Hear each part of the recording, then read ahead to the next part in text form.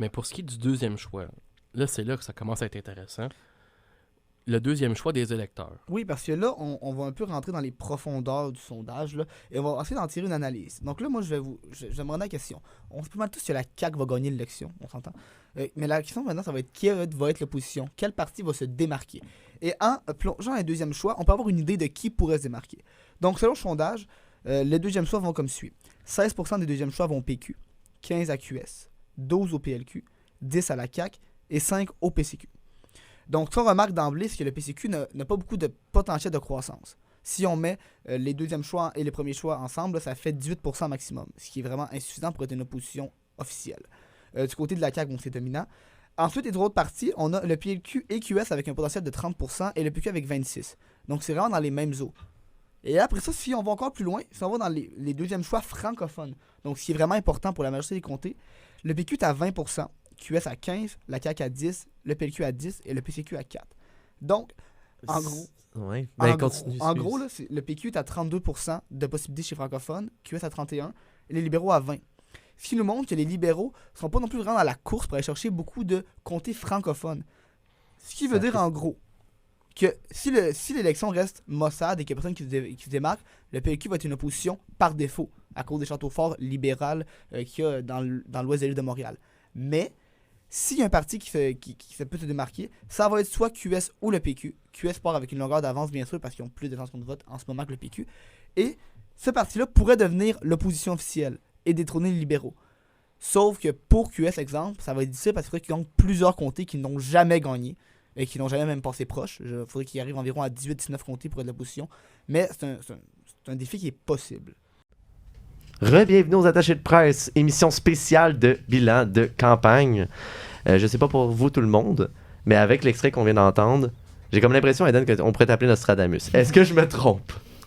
Ben, tu sais, dans cet extrait-là, j'ai un peu parlé de l'éventail des possibilités, là, puis en ce moment, ce qui semble arriver, c'est la possibilité que le Parti libéral soit l'opposition officielle par défaut.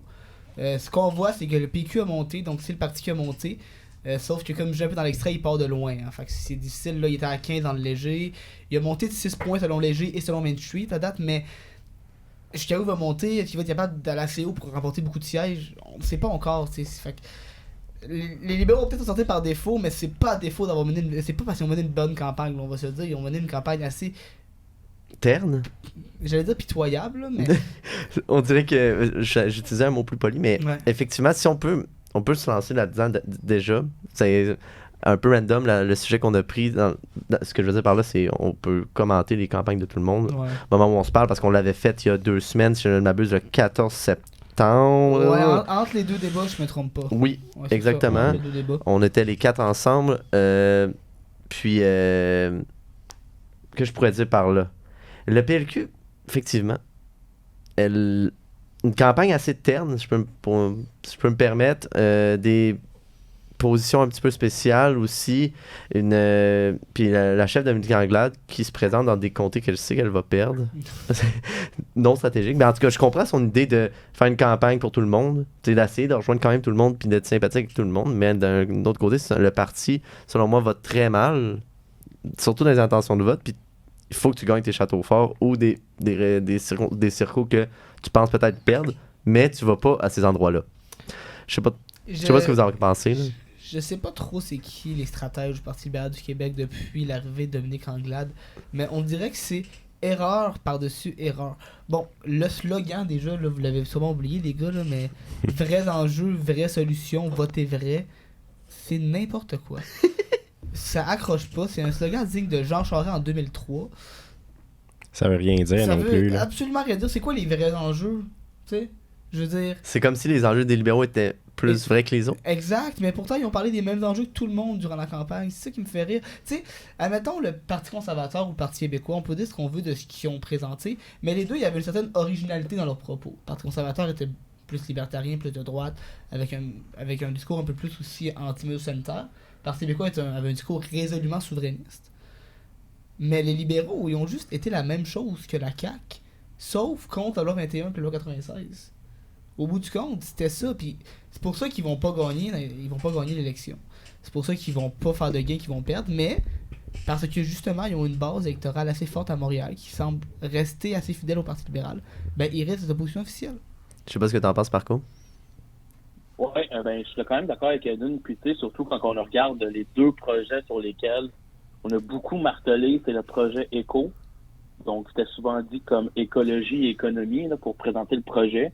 Mais ce projet-là, il y a vraiment un gros défaut, puis ça, le Parti libéral est même pas capable de l'expliquer. C'est que ce projet-là va tellement prendre d'énergie qu'on n'est pas capable d'expliquer comment on va faire pour aller la chercher. Les énergies qui sont évaluées en termes d'électricité pour faire ce projet-là, c'est l'équivalent de ce que le Québec consomme déjà.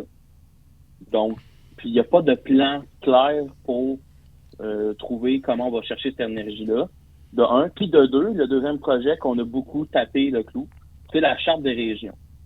On parlait de dérégionaliser certains trucs comme l'immigration, tout ça, pour l'intégration.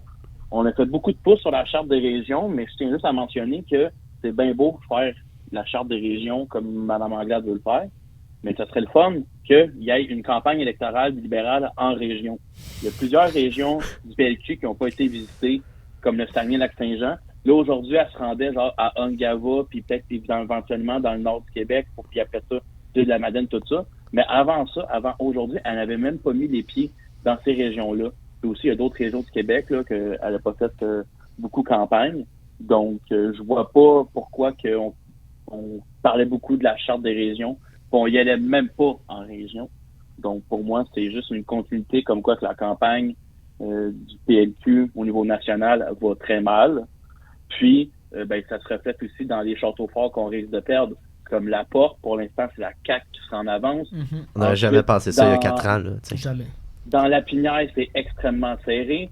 Puis, ou dans Marquette, pour l'instant, M. Ciccone a quand même une avance pour conserver son siège. Ouais, puis aussi, on regarde Hall aussi, qui est un château fort libéral. Là, en Outaouais, là, en avance par peu, ça va être une course à 3 entre le PLQ, la CAQ et QS, qui sont les 3 partis dans la marge d'erreur. Donc, c'est pas une super belle campagne pour Mme Anglade là-dessus. Pour l'instant, pour son comté, on disait même une course à 3 aussi. Pour l'instant, elle est légèrement en avance dans les sondages dans son propre comté. Elle est allée dans son comté 4 fois pendant la campagne électorale, ce qui est énorme pour un chef pour être sûr de gagner. Pour l'instant, elle est légèrement en avance, mais ça s'annonce encore être une course à 3, même dans son comté. Ensuite, on peut parler aussi de Maurice Richard aussi, qui va être un comté très serré dans lequel la CAQ est en avance.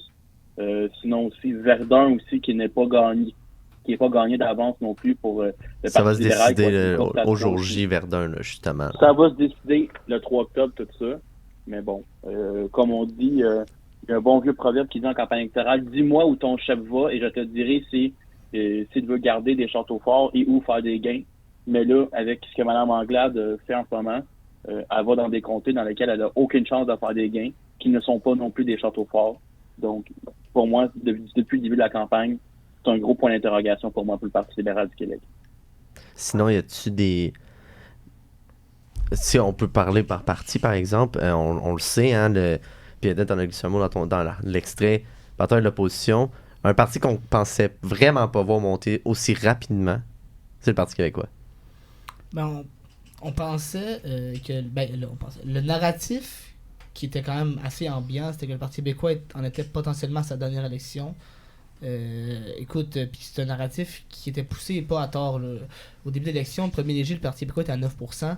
Au premier Main Street, il était à 7%. À un moment donné, le Parti québécois était rendu à 6% dans Main Street. Là. Je sais pas si vous savez, mais 6%, c'est vraiment pas beaucoup. Là. Puis sur ce 6%-là, combien de votes étaient en vue de faire élire Pascal Bérubé? Écoute, exact, c'est ça. Rendu là, le lever à 60 dans son comté, peu importe. En tout cas...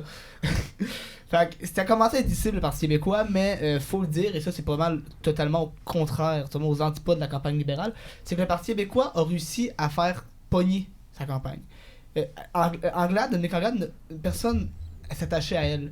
PSPP, c'est un peu de la chance, c'est un peu du talent, c'est un peu une espèce d'air candide, un air rassembleur, a réussi vraiment à accrocher les gens. Puis on l'a vu là, dans les chefs d'opposition favoris, là, il est passé de dernier à égalité statistique au premier rang avec GND. Ça c'est incroyable là, sur un point de vue personnel. Donc est-ce que ça va se traduire en siège le 3 octobre pour le PQ? Je ne sais pas. Je ne sais vraiment pas. Là on était à 15% dans le dernier léger. Si on monte à 16-17, peut-être qu'on va avoir quelques sièges. Mais encore une fois, ça dépend de la force de la CAQ. Bon. Marco, je pense que ça va être quoi à dire là?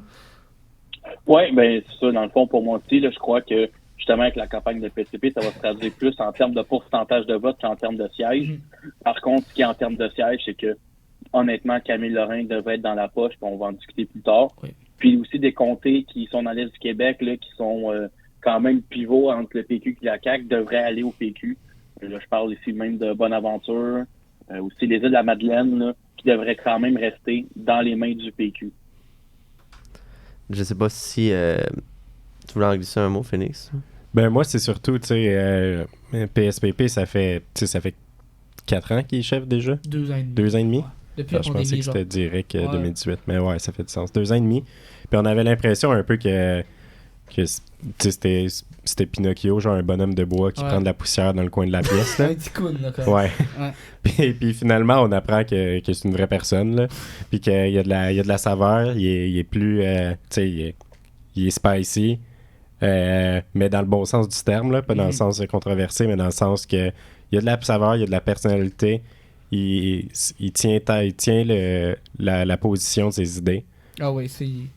Puis ça, c'est ce qui l'a fait monter, en fait. C'est quelqu'un c'est quelqu'un d'assez vrai. On l'a vraiment appris à le connaître dans cette campagne-là, parce que c'est ça, comme je disais, ça fait 2 ans et demi qu'on le voit, puis qu'on y porte pas trop attention, en tout cas, moi, personnellement, puis je pense que beaucoup d'autres électeurs, là, tu sais, ils le voient, mais on se disait quasiment, c'est qui lui, là. Et là, moi, petit dernier commentaire avant qu'on passe à une autre partie, là. C'est un appel à mes amis péquistes. Je vous implore, peu importe le résultat d'élection, ok, à ne pas renvoyer Paul, c'est pas Plamondon. Parce que je les connais. Souvent, on a la mèche courte. Mais là, il n'y a rien à dire. Peu importe le résultat, ce n'est pas la faute du chef. Voilà, c'est ce que j'ai à dire parce que dès qu'il y a un résultat au Parti québécois, ça part souvent en chicane interne, lavage de bossal en public. Cette fois-ci, là, je pense que le parti n'a pas le luxe de faire ça. Parce que moi, je veux aussi mettre mon grain de sel là-dessus, parce qu'effectivement, on a vu une progression fulgurante que, honnêtement, on peut se le dire, là, les gens qui disaient que le PQ était mort avant même l'élection, Il y en avait beaucoup. il y en avait une majorité. Il y en avait énormément. Oui. Puis là, de voir que Paul Saint-Pierre Plamondon mène une campagne, je suis en train de me demander s'il y a des fautes dedans, mis à part les phrases de ses candidats, puis on pourra en parler plus tard. Ouais, mais tu sais, c'est pas sa faute dans le fait. Mon Dieu, il a été excellent. Le programme positif qui paye, reste à voir, ça va. Enfin, tu l'as dit tantôt, Eden, est-ce que ça va se ramener en termes de sièges ou quoi que ce soit? Mais maintenant, peu importe le résultat de l'élection, si PSPP ne rentre pas en chambre, est-ce qu'il devrait rester chef? Ça, c'est un autre débat. Moi, je suis de cet avis-là, personnellement, là, en tant que sympathisant quand même là, du parti. Parce que l'homme a un capital de sympathie assez incroyable en ce moment. C'est une personne qui est très bon pédagogue, qui sait faire la part des choses, qui sait comment expliquer son projet. Je pense que peu importe s'il rentre ou non dans Camille Lorrain, bon, je suis d'avis qu'il va rentrer, là, comme Marco, mais peu importe s'il rentre ou non, je pense que le parti devrait le garder. C'est sûr que si on finit à 5%, c'est une autre affaire, mais ça n'arrivera pas. On verra ce qui se passe le 3 octobre pour Paul, mais je crois qu'il devrait rester peu importe. Là, contrairement à Dominique Anglade qui devrait peut-être partir, peu importe le résultat du 3 octobre. Effectivement. Puis, ce qui est important de remarquer avec la campagne de PSPP, là, c'est la cohérence dans ses propos. Il a toujours parlé à sa base tout le long de la campagne. Ouais. Je pense que c'est le seul chef qui le fait tout le long, mis à part Éric Duhem, là, mais tout le long, il parlait à sa base, il y avait une cohérence dans ses propos.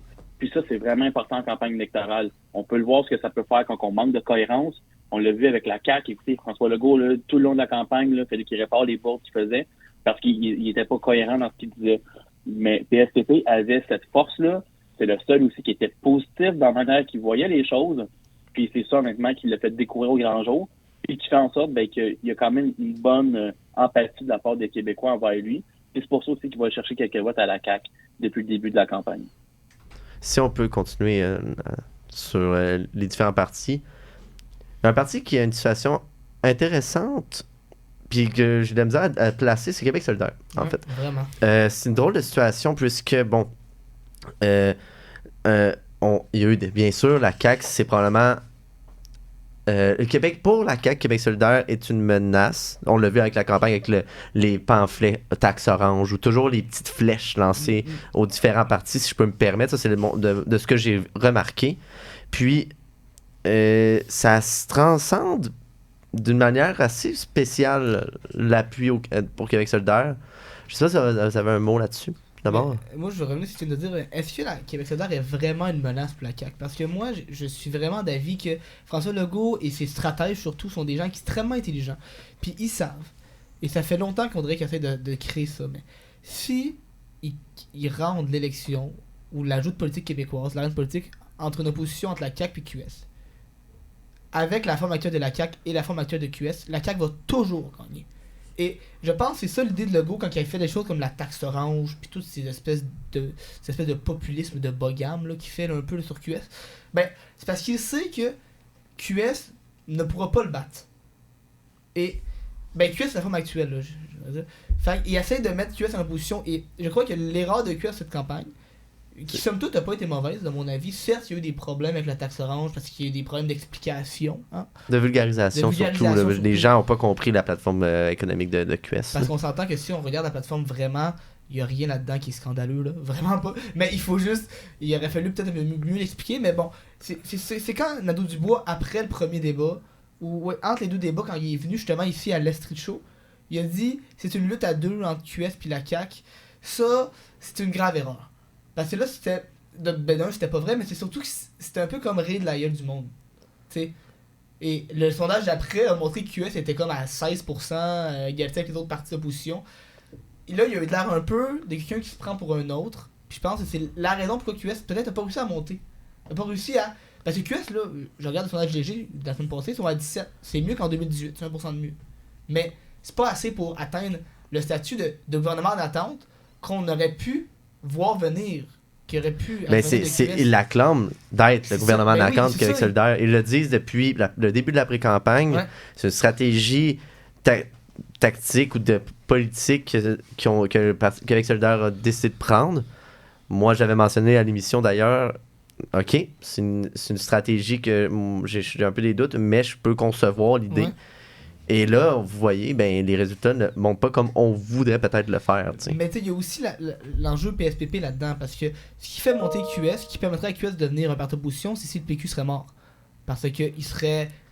Mais en même temps, est-ce que le vote du PQ irait directement? Non, c'est pas ce que je dis, mais c'est parce que le PQ offre une autre option à la gauche du centre de QS. Et c'est ça la différence avec le PQ de PSPP et de Pauline Marois ou de François Lisée, c'est que le PQ de PSPP est résolument centre-gauche.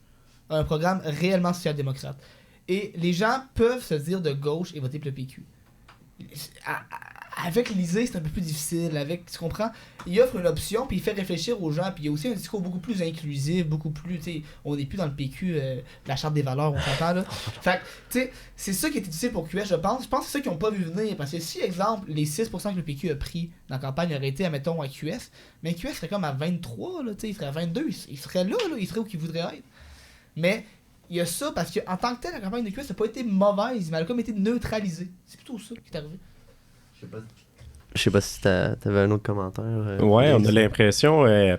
Comment qu'on appelle le diagramme là, où il y a ces deux ronds avec le cercle qui se rejoignent dans le milieu là. Ouais. On a l'impression que QS puis le PQ c'est un peu ça là. Ouais. Que tu sais ces deux gros cercles avec un beau meeting dans le milieu puis que c'est ça qui fait que ça se neutralise un peu dans un certain point parce que cette part de milieu-là, elle semble grossir comme plus la campagne avance, mais on sait pas où ces gens du milieu-là vont voter. Où ils vont voter, où ils vont aller dans quel cercle à la fin, tu sais. On a juste l'impression qu'ils sont dans le milieu puis qu'ils vont voter pour qui leur disent puis que ça va peut-être aider le Parti québécois dans cette campagne-là, peut-être nuire à QS, ou l'inverse même. Mais c'est impossible à prédire qu'est-ce qui va se passer dans beaucoup de circonscriptions qui sont que les deux partis font une course ensemble. Là. Est-ce qu'on va avoir un enjeu où, dépendant du comté, les électeurs souverainistes et à la gauche du centre vont choisir pour qui voter? Moi, je pense, par exemple, ici à Sherbrooke, j'ai beaucoup d'amis qui ont été impressionnés par la campagne du PQ de Paul, mais qui ont quand même voté pour Christian Labrie. Parce qu'ils veulent pas que la CAQ rentre dans Sherbrooke. Mais le vote stratégique, oui. Exact. Mais dans Camille Lorrain, les gens vont voter pour Paul. Et Est-ce qu'ils vont vraiment? Ben, de ce que j'ai entendu des choses. Bon, premièrement, il y a, si je me trompe pas, Suzy Morin, là je vais le rechercher, mais c'était une candidate à l'investiture de QS dans Camille Lorrain qui a perdu contre Marie-Ève Rancourt et qui a sorti aujourd'hui dans la presse pour dire qu'elle appuyait Paul, personnellement, elle, et qu'elle a dit à ses sympathisants de voter pour Paul. Et il y a aussi, selon des informations que j'ai reçues, mais qui ne sont pas confirmées du tout, ok, vraiment pas, là, fait que prenez ça avec des pincettes, mais il paraîtrait que la directrice de campagne de QS dans Camille Lorrain est en train d'appeler son monde pour aider à voter Paul. Donc ça, j'ai entendu ça. Fait que ça semble être ça qui est en train de se passer en Camille Lorrain. Ça sonne comme une convergence. Ça Et sonne c'est comme une le convergence. sujet qu'on Et voulait amener. là, Marco ne peut plus se retenir, là. Je pense qu'il veut parler. Oui, exactement. Mais dans le fond, c'est exactement sur ça que je m'en allais dire. Écoutez, c'est Suzy Miron qui était justement candidate à l'investiture de QS dans Camille Lorrain qui a littéralement dit aujourd'hui en entrevue à la presse, on doit voter stratégiquement pour s'assurer au moins de sortir la CAQ. N'allez pas gaspiller votre vote. Je veux m'assurer que mes concitoyens aillent aux urnes. Mon message, c'est de voter péquiste, même s'il peut y avoir des choses qui vous agacent dans leur programme. C'est le meilleur choix présentement. Puis cette dame-là est connue dans son milieu. C'est une ancienne conseillère municipale. Oui. Dans Tétroville, c'est une citoyenne qui est très engagée dans sa communauté. Donc, ça pourrait peut-être avoir un petit impact puis donner 1 ou 2% de plus à M. Saint-Pierre Plamondon. Donc, ça peut avoir un impact significatif, là. Puis, je vais revenir sur la question que tu avais posée au début. C'était sur la campagne de Québec solidaire. Quand on regarde les stratèges de QS, c'est mentionné mot pour mot que après le clivage fédéraliste-souverainiste avec la montée de la CAQ, ce que Québec solidaire veut, c'est un clivage davantage axé sur la gauche et la droite. Oui. Et qui veulent devenir éventuellement un parti de gouvernance et devenir un alternatif à la CAQ. Donc, pour eux, dès le jour 1, c'était on vise l'opposition officielle, c'est clair et net. Malheureusement, je crois qu'avec la campagne de la dernière semaine, je crois pas qu'on va arriver à ça. Cependant, il y a plusieurs comtés dans lesquels on pourrait peut-être éventuellement faire des gains, mais ce ne sera pas assez pour déloger les libéraux. Il aurait fallu que QS soit en haut de 20% dans les sondages en moyenne pour être capable de devenir l'opposition officielle, ce que Québec solidaire n'a pas été capable de faire dans les 2 dernières semaines de campagne. D'ailleurs, tu parlais de gains à avoir. Moi, j'en compte peut-être 3, 4. On parle de Saint-François, Ouais. on parle de Maurice Richard, Oui. Verdun. Oui. J'essaie Mais- de trouver un quatrième.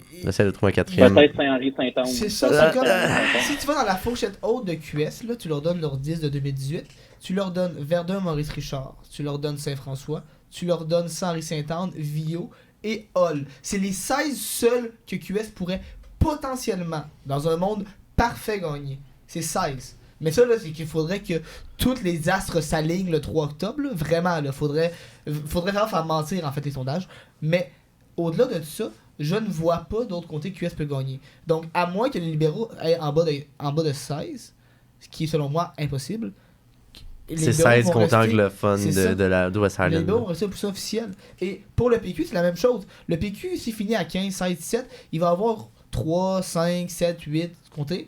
Mais si PQ allait chercher beaucoup de comtés, il faudrait que ce soit à 20. Si PQ serait à 20, là, ce serait une autre affaire. Parce que à 20, le PQ a beaucoup de comtés 4-5-0 là, qui peut commencer à aller chercher. Mais il n'est pas encore là, à moins d'une surprise. Mais selon moi, les libéraux vont gagner par défaut. Vraiment, c'est assez bizarre en fait. C'est comme si ils gagnent la course. Parce que la seule course, c'était vraiment l'opposition officielle. Pas parce qu'ils sont bons, parce que le système les avantage considérablement. Tout simplement. Exactement, Eden. Puis écoute, je vais continuer. Puis écoute, pour Québec solidaire, il n'y a rien d'acquis, même dans les comtés qu'on a déjà en ce Exact, moment. c'est ça. Rouyn-Noranda, c'est la CAQ qui est en avance. Puis il y a de fortes chances que la CAQ soit élue à la place de Québec solidaire à Rouyn-Noranda. À Sherbrooke, avec Christine Labrie, il n'y a rien de décidé encore. C'est une course très serrée à 2. Il va falloir que le vote des étudiants sorte. Puis ça, c'est la question clé pour Christine Labrie. Si les étudiants vont voter, elle a davantage de chances de gagner le comté, mais en fait de le conserver, que dans le fond, qu'il soit un gain pour la CAQ. Donc, même au niveau de ce qu'on a déjà pour QS, il y a des chances qu'on n'ait pas la chance de consolider ce qu'on a déjà, qui est quand même très important. Puis aussi, au niveau de la campagne électorale, pour l'instant, pour l'instant, JND se concentre vraiment sur Montréal. En fin de campagne, il est à Verdun, il est dans les comtés où est-ce qu'on peut potentiellement faire des gains à Montréal. Il n'est pas allé en région ou est-ce qu'il y a peut-être des comtés qu'on ne gardera pas? Donc, c'est quand même important aussi de le mentionner. Donc, est-ce que pour pour le QS, dans le fond, est-ce que Saint-François, c'est une prise qui aurait pu être faite plus tôt en campagne, puis que maintenant, c'est impossible? Puis est-ce que pour Sherbrooke, si on n'est pas venu à la fin de campagne en esprit, est-ce que c'est parce qu'on est assuré de garder Sherbrooke? Puis c'est la même chose pour Rouyn-Noranda, si on n'y va pas, c'est parce qu'on est assuré de le garder. Mais pour moi, si on voulait absolument garder ces deux comtés-là, il aurait fallu faire campagne dans ce comté-là à la fin de la campagne pour être sûr de les garder. Marco mentionnait Sherbrooke et Rouyn-Noranda comme perte potentielle de QS, mais il ne faut pas oublier Rosemont et Jean Lesage non plus. Là. Puis tu sais, c'est aussi deux comtés qui sont en avance, maigrement, même Jean Lesage. Jean Lesage, c'est égalité statistique. Là, exactement. C'est sont face, 1% d'avance sur Québec 125. Fait que tu sais, c'est ça, ces deux comtés qui sont aussi d'autres pertes potentielles là, qui vont jouer à pas grand-chose. Là. Pour des députés qui ont été importants, là, comme Sol Zanetti, c'est une grande figure là, de Québec solidaire. C'est Option nationale. Ouais. Il est là depuis le début. Là. C'est Catherine Dorion puis Sol Zanetti, c'est Option nationale. C'est la caution souverainiste de QS qui pourrait partir en une élection parce que Catherine ne s'est pas présentée puis ça est en danger. Puis tu parlais de Rosemont, moi de la péquistosphère, ce que j'ai entendu, c'est que les péquistes semblent avoir des espoirs modérés dans Rosemont de remporter ce qui j'aurais jamais dit ça là. En juin, en jamais. juin, Ben non, jamais. même en août. Si on regarde sur Q125, là, c'est 36 QS, 29 PQ. Donc c'est relativement serré, quoique QS est quand même favori à 86% de chance de gagner. Là. Mais ça monte depuis le début. Et c'est vraiment bizarre, là, regarde, je vais vous montrer. Au début de la campagne, le PQ était à 19-20 dans Rosemont et est déjà rendu à 29. Il était 3e et rendu 2e. Je sais pas trop ce qui s'est passé dans Rosemont. En fait, ce qui s'est passé surtout, c'est que Pierre-Luc Briand a fait une campagne incroyable, là, l'acteur comédien qui est pour le PQ. Et ça a l'air que les gens ne sont pas trop friands de Marissa dans le comté. Donc c'est peut-être ça qui joue. Mais moi, je ne peux pas croire que QS perdrait ce comté-là, mais j'entends des choses qui pourraient dire que QS pourrait le perdre au PQ. Et ça serait vraiment une revanche de l'histoire pour le Parti québécois là, de reprendre un comté à QS sur l'île de Montréal. Là, ça serait assez un karma. Ouais, c'est ça, c'est un peu comme le... Et c'est bizarre que ça soit en jeu comme comté, hein, faut dire, là, c'est un comté qu'on pensait peut-être parti vers QS pour toujours, un peu comme les autres de Montréal que QS a gagné. Sauf qu'il faut croire que Rosemont n'a pas décidé de... C'est pourtant un comté quand même spécial, ce qui vote encore NPD au fédéral. C'est c'est pour moi... On vote pour Boulris, selon moi, là. Effectivement, il y a peut-être cet enjeu-là également. On vote là. pour Boulris plutôt que l'NPD, je pense. Parce que, tu sais, l'NPD, au fédéral, normalement, on devrait être capable de gagner dans Laurier-Sainte-Marie, dans Hochelaga. Ils sont pas capables, tu sais. Oui. C'est ça. Faut dire aussi que le Bloc québécois n'est pas le PQ. Le Bloc ramasse un vote caquiste que le PQ ne ramasse pas parce que c'est pas la CAQ. Donc, c'est ça, tu sais. C'est un jeu-là aussi, peut-être. Si on peut enchaîner sur un parti qu'on a brièvement glissé et qui, là, qui stagne à l'heure actuelle, le Parti conservateur du Québec. Félix, je ne sais pas ce que tu en penses parce que Duhem n'a pas été nécessairement... Il n'a pas été très bon en débat, mais il n'a pas été mauvais du tout. Il a été bon, point. Une campagne, somme toute honnête, mais qui ne monte plus dans les sondages. On ne sait même pas si Éric Duhem va passer dans Chauveau. Je sais pas ce que tu en penses. Mais tu sais, si je vais me permettre de revenir sur l'extrait d'Éden qu'on a passé au début. Là. Tu sais, le Parti conservateur avait un très faible potentiel de croissance, puis ils ont atteint le plateau. Ouais. Comme on dit, tu sais, comme Marco a dit aussi plus tôt, Éric Duhem, il parle à sa base. Fait que c'est ça, le parti, dans la situation actuelle, pouvait peut-être pas grandir, là, mais il faut qu'il sécurise, qu'il fasse des acquis. D'après moi, il y a deux grosses chances, c'est Beauce-Nord puis Beauce-Sud. Ça se peut que même c'est les deux chances. Là. Chauveau, je sais pas si j'y crois vraiment. Fait que moi, peut-être que la seule option que je vois, c'est 1 ou 2 députés qui seraient plausibles. Pas sûr, là, mais vraiment plausible. Là. Ça se peut que ça l'arrive, c'est une possibilité réelle. Puis ça serait à Beauce-Nord et Beauce-Sud. Puis pourquoi en Beauce, mais pas à Chauveau? Est-ce que Éric Duhem n'aurait pas la carte du chef, le bonus d'être le chef du PCQ, selon vous? Parce que moi, j'ai vraiment l'impression que ça peut jouer en sa faveur. Surtout avec la campagne qu'il a qu'il a connu, non pas, je dis pas la campagne parfaite, mais ça n'a pas été une mauvaise campagne pour lui non plus. Est-ce que Éric Duhem peut faire taire les pronostics puis rentrer à l'Assemblée nationale dans Chauveau? Moi, j'y crois, mais encore, je sais pas ce que t'en penses, Dan, tu sais. Ben, Chauveau, c'est un comté au nord c'est la rive nord de Québec, là, pour ceux qui savent pas. Mais c'est parce que c'est un comté qui est extrêmement caquiste. Et le problème avec Éric Duhem dans Chauveau, c'est que les gens qui ne votent pas pour la CAQ ni le PCQ, exemple, là, j'ai un exemple, qui était un péquiste dans Chauveau. Bon, déjà, t'es rare, là. Mais ensuite, qu'est-ce que tu fais? Tu vas-tu vraiment voter pour le PQ? Ben non, tu vas aller bloquer Éric Duhem. T'es un libéral dans Chauveau. Tu comprends? T'es un QS dans Chauveau. Les gens, et je connais des gens là qui sont pas des caquistes du tout, mais qui ont voté pour la CAQ dans Chauveau. Parce que, voyons donc, ils veulent pas qu'Éric Duhem rentre pour des raisons qui leur appartiennent. Donc, c'est pour ça que c'est difficile. Mais dans une place comme la Beauce, les conservateurs ont l'avantage d'avoir les jeunes. Parce que en Beauce, c'est un milieu qui est un peu moins éduqué. C'est un milieu où QS n'a jamais réussi à percer. Et là, j'ai devant moi le sondage Chegma dans Beauce-Nord. Donc, c'est le sondage en Beauce-Nord qui place Olivier Dumais, le candidat du PCQ, en tête, à 45% contre 40% pour la CAQ. C'est un sondage, là. Ça a 85% à 2. 85% de conservatisme, en fait, là. Ça, c'est incroyable. Et si on check les intentions de vote selon l'âge, donc chez les 18-44 ans, donc c'est la moitié des plus jeunes, le PCQ est à 64%. C'est immense. La CAQ est à 19% et QS est seulement à 11%, même chez les jeunes. Là. Donc, il faut comprendre, il y a une très, très, très bonne possibilité que QS gagne ces comtés-là, que le PCQ gagne ces comtés-là, si ils vont chercher le vote des jeunes. Mais est-ce qu'ils vont voter? Ben c'est ça qu'on C'est sait ça, pas, ouais. parce que c'est des gens qui sont pas très éduqués, qui votent peut-être en moins grande partie d'habitude, là, sans vouloir tomber dans les préjugés. Là. Donc, je sais pas s'ils vont être capables, mais... Mais ça. ça va, même en général, c'est un vote difficile à faire sortir. Là. Ouais. On sait la plus grosse frange de vote, c'est les 45 et plus, les 60, 65, Les boomers, 75. là, fait que Ouais. 60, Les 60, 65-75, c'est la plus grande tranche. Puis le taux de participation, il y a à peu près un écart constant de 24% entre eux et les 18-34 là, à chaque élection là, pour leur taux de participation là, Mhm. respectif aux catégories Ouais. d'âge. Fait que tu sais, ils ont pas...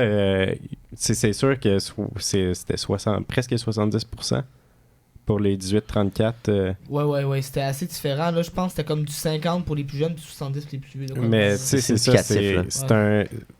La CAQ a les statistiques de son bord pour les votes potentiels, les votes quasiment comme assurés. Mhm.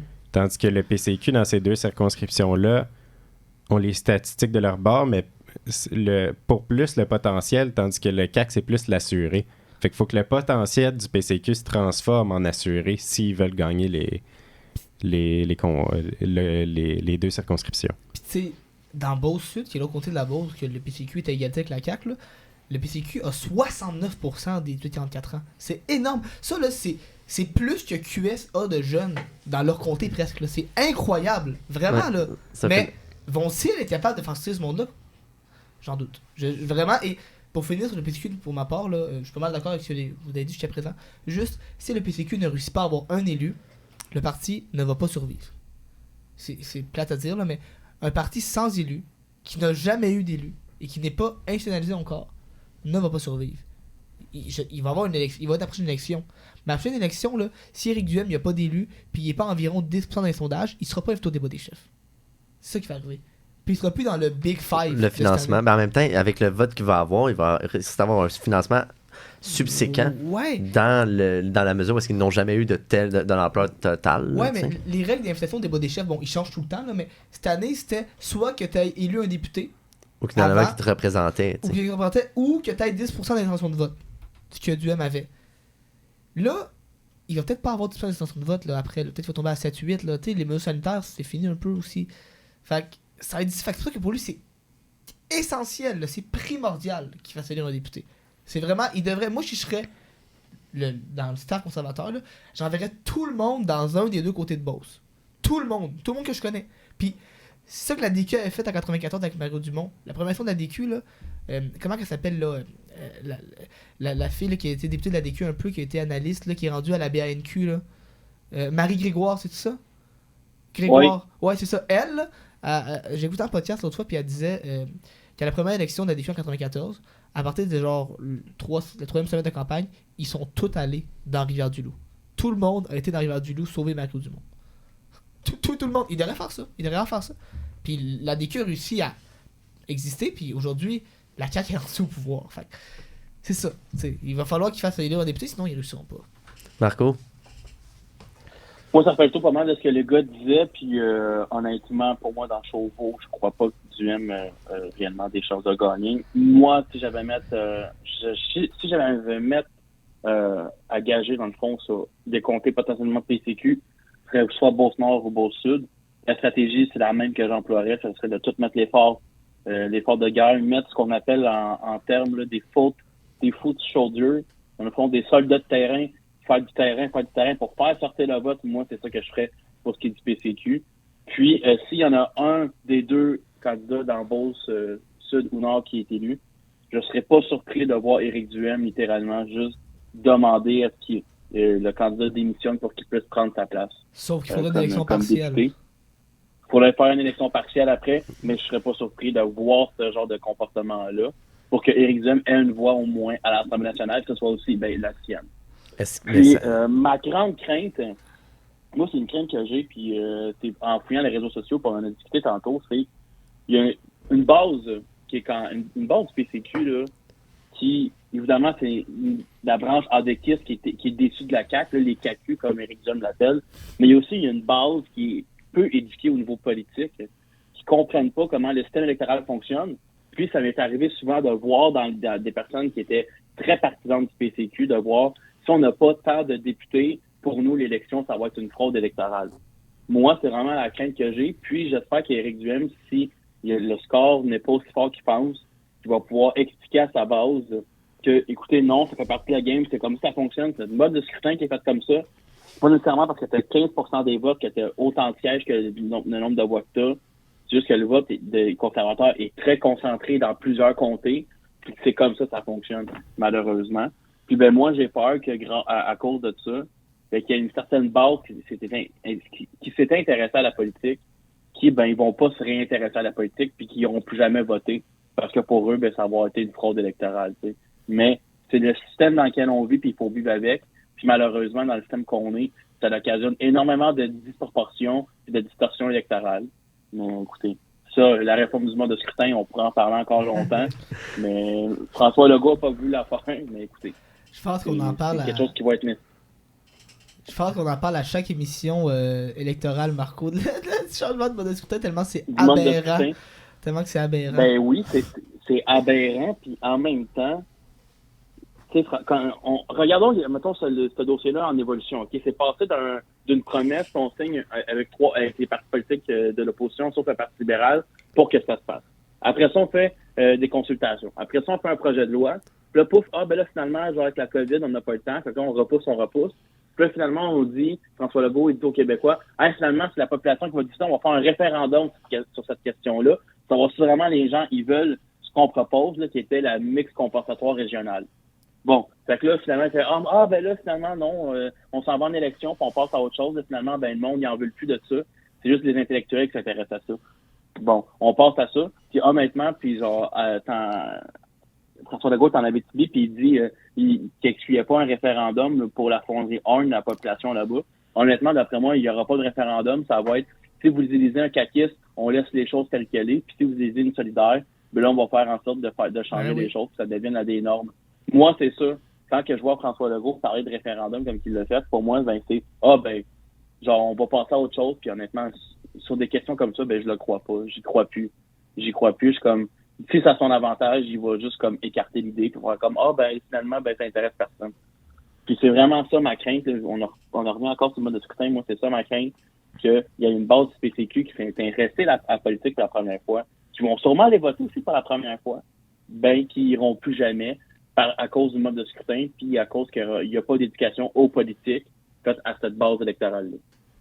Je sais pas ce que tu avais l'intention de dire. Qu'est-ce que j'avais l'intention de dire, donc? Je pense que c'était à propos du mode de scrutin, mais je pense que Marco l'a pas mal tout résumé là, sur le PCQ puis la distorsion possible. J'espère juste pour la démocratie, les 5 chefs vont être élus.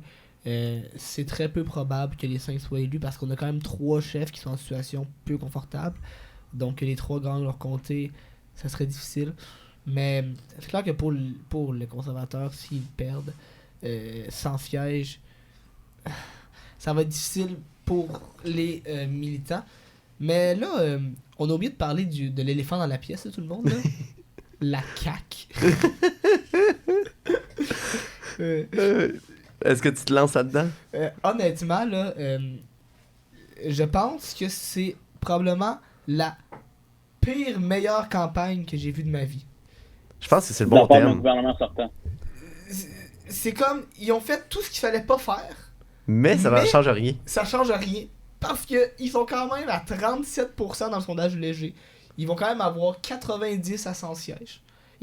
C'est comme si, peu importe ce qu'ils faisaient, ils allaient gagner. Fait on peut dire ce qu'on veut, là. On peut passer 1 heure à dire que le gars était mauvais dans les débats. Il a fait plein de déclarations loufoques sur l'immigration sous 3e lien. Que Boulet a dit des choses totalement immondes sans même pas être envoyé du parti. Toutes des choses de même. On pourrait dire, si on pourrait passer notre journée à dire, si on pourrait dire que le parti a pas de projet politique, qu'il présente rien au Québec, que c'est un faux nationaliste, que c'est un faux fédéraliste, peu importe. Ça change rien. Ça change rien. Fait honnêtement, moi, ça prouve une chose, qu'on était vraiment en situation de réorganisation politique, puis que c'est une élection de transition. Il fallait juste attendre qu'un autre parti se place pour la prochaine fois. Je peux pas mieux dire, honnêtement. Dans l'optique où est-ce que même les critiques étaient là même avant l'élection sur toutes les idées, sur toute la vision de la coalition Avenir Québec, sur leur projet qui ont un mix entre fédéralistes. Tu sais, c'est un mix d'à peu près plein de choses. Ça dépendait du débat. À TVA, il était fédéraliste. À Radio-Canada, il était... C'est correct que ça soit pas l'enjeu premier d'une élection. Non, mais présenter quelque chose qui sort du lot, on dirait qu'on présente rien et tout en même temps. On sent ça dalle sur plein de sujets qui fait en sorte que à l'heure actuelle, la CAQ est aussi forte. J'ai un peu de difficulté à cerner la CAQ. C'est mon avis. Selon moi, la CAQ, leur force, c'est qu'ils peuvent aller chercher du monde partout. Exactement. Là. C'est qu'ils attrapent tout ce qui passe et ils ramassent tout sur leur passage. C'est une coalition. Ouais, c'est une coalition, mais là, il y a des limites, là, maintenant, la coalition, là. Là, c'est ça. Ouais, non, je comprends. Puis quand tu regardes les partis, là, explique-moi, mettons, le projet de Société de Québec solidaire, le pays le plus vert en Amérique du Nord. Le projet du PQ, c'est l'indépendance du Québec. Le projet de société du PCQ, le pays le plus libre au monde. Le projet du Parti libéral du Québec, c'est le fédéralisme à tout prix. Il y a plein d'affaires qu'on comprendra jamais. Puis, le projet de société de la CAQ, ben c'est... Continuons. Absolument rien, parce qu'il n'y a rien dans la plateforme. Il n'y a pas de vision à long terme. C'est une vision aux 4 ans. C'est une vision pour juste se faire réélire. Puis moi, c'est ça qui me tape un peu ses nerfs. Puis tu sais, c'est beaucoup plus de l'éditorial que je vais faire là. Mais quand je regarde la plateforme de la CAQ, il n'y a rien qui m'a rejoint qui me dit « Hey, wow, je vois cette partie-là faire encore 10 ans, 12 ans au pouvoir. » Je fais non, c'est une vision à court terme. Puis eux, ils disent qu'ils sont dans le pragmatisme puis le réalisme. Moi, je trouve juste qu'ils sont dans le manque d'ambition. Puis c'est juste un cercle qui va continuer. On est dans un cercle qui continue, qui tourne, puis qui va juste servir du réchauffé comme un faux micro-ondes. Ça, c'est dit. C'est dit, Marco. Puis oui, je peux rajouter. On s'est rendu compte, je crois que même les caquistes se sont rendus compte pendant la sélection aussi, que François Legault était un peu fini. Dans le sens que en 2026, là, il sera plus là. On s'entend, là. Il sera plus candidat aux élections comme premier ministre parce que il va plus être dans le game. Déjà, on le vu au débat, là, il y avait pas rapport vraiment. Là. Genre, t'avais 4 chefs relativement jeunes qui avaient de la fougue, qui savaient leur style. Puis t'avais lui qui jouait de la vieille politique puis qui nous ramenait les pouvoirs en immigration de 77, Robert Bourassa puis la loi 101. Il nous a ramené l'autre. Hier, il s'est fait questionner sur le mode de scrutin, ok? Parce que hier, PSPP a dit Duhem mériterait une place à l'Assemblée nationale parce qu'il y a 15%. Puis là, le gars s'est questionné là-dessus. Puis il a répondu ben, tu sais, en 70 puis en 73, le PQ avait eu des bons scores, mais avait eu vraiment peu de députés. Tu sais, c'est comme ça qu'il est fait notre système. Pourquoi tu me ramènes au PQ de 70 ou 73? Voyons donc! On dirait qu'il vit dans son monde pendant que tout le monde est en train de changer, mais le problème, c'est que vu qu'il y aura toujours 40% des gens qui vont rester dans son monde avec lui, ben, il va gagner. Voilà. C'est une drôle d'élection. Mais comme on l'avait mentionné hors nombre, Eden, tu avais utilisé le mot. Quel mot tu avais utilisé pour Fastidieux. fastidieux? Qui veut dire? Fastidieux, c'est de quoi qui est un peu ennuyant, qui te rend un peu las, qui donne un peu de lassitude. Puis c'est comme. C'est ça. Ça reflète exactement ce qui se produit parce que on sait qui va gagner. On comprend pas trop pourquoi parce que la CAQ mène une campagne assez curieuse. Curieux. C'est exactement le mot, curieuse, dans l'optique où est-ce que beaucoup de phrases, notamment sur des enjeux sur l'immigration, des commentaires horribles, selon moi. Horribles. Qui n'a aucun sens. Et ça se transpose pas dans le vote. Il y a quelque chose qui ne fonctionne, qui dans ma tête, on dirait que c'est comme si le cercle était brisé puis il faisait en sorte qu'il tournait pas bien parce que la cohérence n'est pas là. La campagne de la CAQ, comme on l'a mentionné, sur les enjeux de société, oui. Sur la campagne, que je pourrais qualifier de très ordinaire, se reflète pas dans le vote. Bon, peut-être qu'on est 4 étudiants à la table, peut-être que pour nous, on le voit de cette manière-là, mais que effectivement, plus la population vieillit, plus que ça veut garder le statu quo. Et la CAQ est un parti statu quo, tout simplement. Puis aussi, il faut le dire, là, la CAQ, là, je vais reprendre ce qu'on dit aussi hors d'onde, c'est beaucoup orienté la campagne vers la communication puis le marketing. Ouais. Si on le vend après campagne, on veut vendre le parti comme si c'était pas une révolution, mais on mise beaucoup sur la communication que sur le marketing, peu sur les idées. On veut juste mettre de l'avant du monde puis un parti, mais pas des idées qui sont dans le parti. Mais tu sais, ça, on le voyait en pré-campagne, puis c'est sûr que ça laisse refléter sur la campagne électorale. Tu sais, on va beaucoup critiquer tout le monde, mais la CAQ a passé plus le temps à critiquer tout le monde dans la campagne qu'à parler de ses propres idées.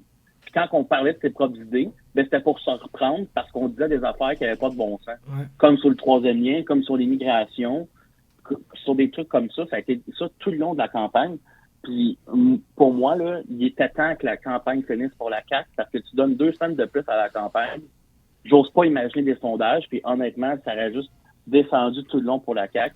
Ça allait profiter à toutes les autres parties. Puis là, on est comme ça bouge pas dans les sondages, mais là, on a un sondage LG qui sort dimanche. Peut-être que ça va avoir enfin bougé. T'sais. Peut-être que la CAQ va avoir perdu un autre 2%. Puis si la CAQ tombe à 34-35, puis exemple, le PQ est à 20, c'est un autre game. Tu comprends? Tu sais, là, il commence à perdre des sièges au 5-0, il commence à Joliette, le PQ va gagner, mais je pense à Verchères, Marie-Victorin, tous ces sièges-là qui ça a commencé à brasser. Et puis là, s'ils sont à 35, ils perdent contre QS à Sherbrooke, ils perdent contre QS à Pointe-Noranda, ils perdent contre QS à Charles-le-Sage, ils perdent contre QS dans les comtés montréalais à 3, là, comme là. Ils perdent contre les libéraux. Tu sais, la ligne est mince. La ligne est mince. La ligne est vraiment dimanche, par contre, seulement. Mais la ligne est très très mince parce qu'ils sont à 37%, exactement ce qu'ils ont en 2018, mais il en manque pas gros pour qu'ils finissent par descendre. Mais ça va-tu arriver? On dirait qu'on va comme avoir une affaire vraiment anticlimactique, là, où ce qui est pour arriver ne va pas arriver parce que ça va finir avec 37% pour la CAQ. Des fois, j'ai un peu l'impression aussi que la CAQ est avantagée du fait, ça va être un peu méchant, là, mais qu'ils n'ont pas d'histoire. Parce qu'il se permet, genre François Legault se permet tout le temps d'écraser de rétorquer des choses à Dominique Anglade puis d'écraser les libéraux comme un vieux botch de cigarettes. Tout le temps en leur disant que comme ah oui mais dans le passé vous avez fait ça mais tu peux pas dire dans le passé à la CAQ parce qu'il était pas là. Tu sais t'as plein d'exemples de choses moins bonnes qu'ont fait les libéraux dans les 30 dernières années là, puis on dirait que lui il va partout la même chose il va se le permettre avec le PQ aussi là. C'est effectivement. Maintenant, messieurs, en guise de conclusion, très rapide, on enregistre en ce moment le 30 septembre. Le 3 octobre prochain, à 21h, on va y aller même. Ouais. Quel scénario on va avoir? Est-ce que... quelques phrases. Là. Moi, je m'attends à une CAQ majoritaire. Surprise. Non, je m'attends à une CAQ majoritaire, mais je m'attends à des surprises parce que une dynamique à 5, on sait pas trop ce qui va se passer vraiment dans les comtés. Là. On peut bien essayer de faire des agrégations de sondages, mais on sait pas trop ce qui va se passer pour de vrai. Je m'attends peut-être à un parti qui fasse mieux qu'on pense. Je sais pas lequel, mais j'ai l'impression que QS va faire mieux qu'on pense. Puis ça va être soit QS ou le PQ. Encore une fois, je l'ai dit, les deux autres sont vraiment pognés dans leur base. Là.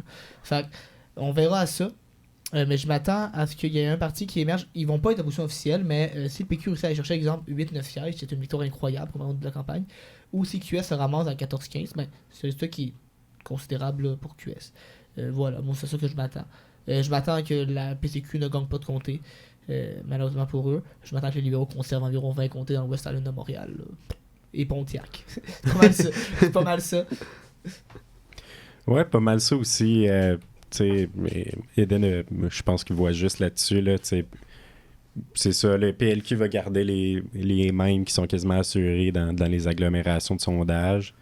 Sinon, le PLQ pourra faire quelques gains. Il va falloir surveiller parce que c'est ça, moi aussi, je pense qu'il y a des partis qui vont faire mieux que ce qui est prévu jusqu'à maintenant. Je pense qu'il n'y en a pas qui peuvent vraiment faire moins. Ouais, c'est ça. Ben. Sinon, c'est ça, course à... il y a beaucoup de comtés aussi, de circonscriptions, désolé, qui sont serrés, là, où que la CAQ est en avance, mais qui pourraient se faire ravir dans un certain point, là, qui serait intéressant à checker juste dans l'est du Québec, là, tout ce qui est Gaspésie, c'est des choses à vérifier, là, Gaspésie, Côte-Nord, là. Mais Côte-Nord un peu moins, mais mettons... Mais Gaspésie, Côte-Nord, mais aussi Saint-François, moi, ça a été une course que j'ai surveillé vraiment beaucoup. Parce que si QS peut s'implanter dans 2 comtés dans l'Estrie, il commence à se créer une bonne base. Une population assez importante dans Sherbrooke, Saint-François, qui fait une bonne partie de Sherbrooke, les deux. Ouais, la très dans grande les majorité. La très grande majorité. Effectivement, c'est intéressant. Puis de toute façon, on le remarque. Là. Québec solidaire essaie de créer une synergie dans des candidates de l'Estrie, puis ils croient. Ils y croient. Il y en a, effectivement, là, on peut débattre sur est-ce qu'ils ont vraiment des chances à Harford, c'est pas ça l'idée. Mais l'idée, c'est que Québec solidaire, depuis le début, ils croient de garder Sherbrooke, évidemment, mais Saint-François, c'est vraiment leur cible. C'est vraiment leur cible. Puis avec la candidate de Mélissa Géréeux, notamment, pour eux, c'est un très bon siège. C'est la stratégie de la tâche d'encre en QS. C'est vraiment, on va mettre un comté QS là, puis là, on va faire grandir ça tranquillement. Ils font ça depuis le début de leur histoire. Le seul problème que je vois avec ça, c'est que là, on va monter. Là, on est monté de 1, 2, 3, 10, peut-être on va aller à 13, 14. Mais à m'amener, si tu veux aller au gouvernement, là, tu peux pas faire la stratégie de tâche d'encre. Il faut que ça déboule. Là, puis si QS n'est pas capable de faire une élection où ils gagnent 25 sièges, ils vont jamais y arriver. Puis là, ça va être quoi, là 2007, 2008, 2012, 2014, 2000... Là, c'est leur 6e élection. À m'amener... Mais son mur, là. Son mur, mais ça, à m'amener, il faut qu'ils prennent le pouvoir. Ou qu'ils deviennent une opposition officielle. Puis, est-ce qu'ils sont en train de manquer leur bateau? C'est une question qu'il faut se poser. Et la question qu'il va se poser, là, moi, c'est la chose que je vais dire, c'est que après cette élection-ci, le Parti québécois Québec solidaire, tu le dis un peu Félix tantôt, mais il était vraiment relativement convergent sur beaucoup de points. Il va vraiment falloir qu'ils se parlent. Parce que, honnêtement, on oublie d'en mentionner la division des forces souverainistes, de surcroît progressistes, fait pas de sens. Honnêtement, là, comment PSPP et GND sont sur le même débat des chefs? Je veux dire, oui, ils ont peut-être une vision différente sur l'immigration, mais encore là, c'est différent dans les chiffres, mais c'est le même modèle qu'ils préconisent. C'est leur vision de débattre sur la souveraineté, honnêtement. Oui, peut-être qu'ils n'ont pas la même manière d'accéder à l'indépendance, peut-être que le PQ est pour la loi 21, QS est contre, ok?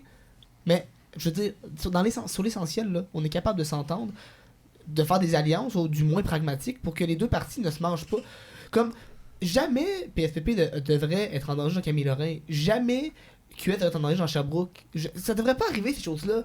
Je veux dire, les partis souverainistes se battent pour conserver des comtés qu'ils devraient avoir acquis, parce qu'il y a 2 partis souverainistes qui se battent. Pourquoi on a un candidat du PQ dans Maurice Richard? T'sais, pourquoi il y a un gars de QS ou une fille de QS dans Rimouski? Pourquoi ces choses-là arrivent?